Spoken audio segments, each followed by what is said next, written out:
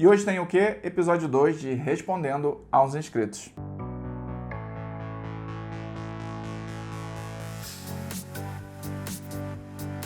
Fala galera, beleza? Quem fala aqui é o Sandro, você aqui no canal Em Análise, e hoje a gente vai continuar o nosso papo aí que começou lá na última segunda de Respondendo aos Inscritos, tá? Toda segunda eu vou tentar manter esse quadro aqui enquanto ele for viável, tá? Por enquanto está em fase de teste. O episódio 3 é que vai dizer se a gente vai conseguir manter esse quadro aqui ou não. Então, se você aí do outro lado tá a fim de manter esse quadro aqui de Respondendo aos Inscritos, é só deixar o seu like, se inscrever no canal se não for inscrito e deixar a sua pergunta aqui embaixo para a próxima semana eu estar respondendo para você. Bom, então vamos lá, vou começar aqui com a pergunta e as dúvidas das pessoas que deixaram lá no meu post na aba Comunidade, tá?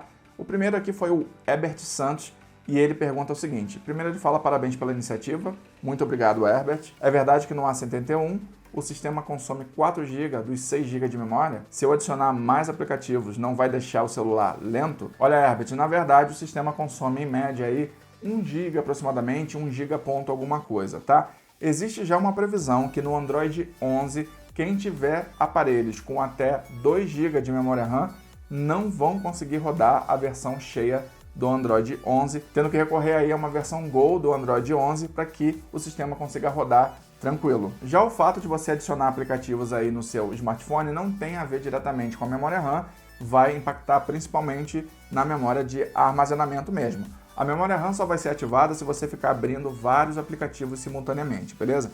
Mas se você tiver 6 GB de memória RAM, tranquilinho, não precisa se preocupar. O ideal hoje em dia é que você tenha pelo menos no mínimo 3 GB de memória RAM, assim mesmo você já fica na conta para várias situações, tá? Com 4 GB de memória RAM você já fica um pouquinho mais respirando tranquilo. Passando aqui para a próxima pergunta, a gente tem a Daniele Barcelos fazendo a pergunta dela. Ela fala o seguinte: quero gastar no máximo R$2.000 com Redmi da linha 9 e um smartwatch, pensei no BPS, por conta do GPS ser a prova d'água. Qual celular escolho, já que tem tantos da linha 9? Quanto ao smartwatch, sugere algum outro? Bom, se você está pensando em adquirir um smartwatch e um smartphone gastando até R$2.000, você vai ter que ficar com as versões mais básicas aí dos smartphones da linha Redmi, por exemplo, o Redmi 9 ou no máximo o Redmi Note 9. Já em termos de smartwatch, o Amazfit BPS com certeza é um bom custo-benefício, mas eu tive alguns problemas com ele, principalmente com relação ao monitoramento do sono. Se você não se importar aí com o Amazfit BPS não conseguindo monitorar o seu sono de maneira eficaz eventualmente, no restante das funcionalidades ele saiu bem e eu acho sim que ele é um bom custo-benefício. Agora quem faz aqui a pergunta é o Paulo Refiel e ele fala o seguinte: e a Honor Band? Acho que é esse o nome. Ouvi falar que as da Huawei são mais precisas nos monitoramentos. O que me diz? Bom, Paulo, provavelmente você está fazendo um comparativo aí entre as smartbands da Huawei e da Xiaomi, tá? Com relação principalmente, na minha opinião, ao monitoramento do sono, as smartbands da Huawei são sim mais precisas. A próxima pergunta aqui é do Gabriel Pires e ele pergunta o seguinte: e aí, Sandro, tudo bom?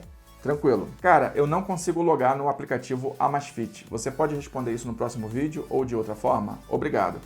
Olha, Gabriel, eu preciso saber o que você não consegue logar no aplicativo Amazfit. Existem várias possibilidades para você não estar conseguindo logar. Uma delas, por exemplo, é que você está tentando logar um aparelho que não é compatível com o aplicativo Amazfit. Eu não sei se o seu problema está relacionado a isso que eu acabei de falar, simplesmente tendo um wearable aí que seja incompatível com o Amazfit, ou se você não está conseguindo de fato instalar o aplicativo no seu smartphone, ou então outro motivo qualquer que eu não estou conseguindo nesse momento entender aqui. Então preciso de um pouquinho mais de detalhes para conseguir te ajudar. Uma outra pergunta aqui agora do Diego Santos, e ele faz uma pergunta relacionada ao Pamu Quiet, tá? Ele pergunta o seguinte: eles funcionam de forma independente?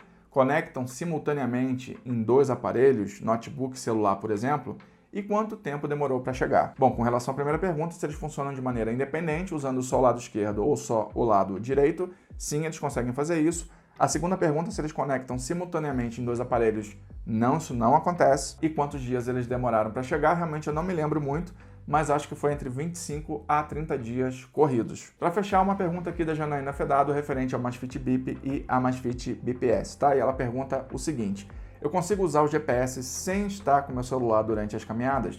Consegue sim, Janaína, você não precisa usar o seu celular no caso do Amazfit Bip e do Amazfit BPS, porque os dois têm GPS embutido. Então fica tranquilo, é só sair com seu smartwatch, ele vai computar o seu trajeto normalmente. Quando você chegar em casa, ele vai parear com o seu smartphone e você vai ter os dados sincronizados e transmitidos para o seu smartphone. Para o próximo vídeo, vocês podem deixar suas perguntas e dúvidas aqui mesmo nos comentários desse vídeo, beleza? Aí eu vou pegar tudo que vocês deixarem aí pra mim, vou fechar na sexta-feira e fazer o vídeo pra próxima segunda. Então, se curtiu o vídeo, já sabe, deixa aquele like aí, se inscreve no canal e ativa o sininho de notificação pra você não perder nenhuma novidade. Até o próximo vídeo e bye bye!